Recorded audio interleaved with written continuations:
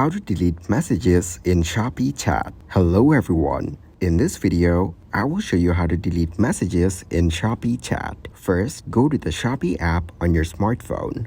Log in to your account on the app. On the top right side of the screen, you'll be able to see the chats icon. So now, what you need to do is tap on the chat icon shown on the screen. It will open your inbox or messages from the Shopee app. So as you can see, here, you can see there's no chat history.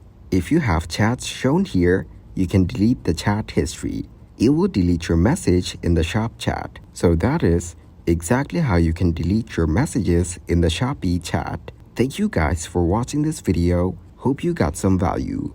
Make sure to like the video and subscribe to the channel to get notified of new videos. See you in the next one.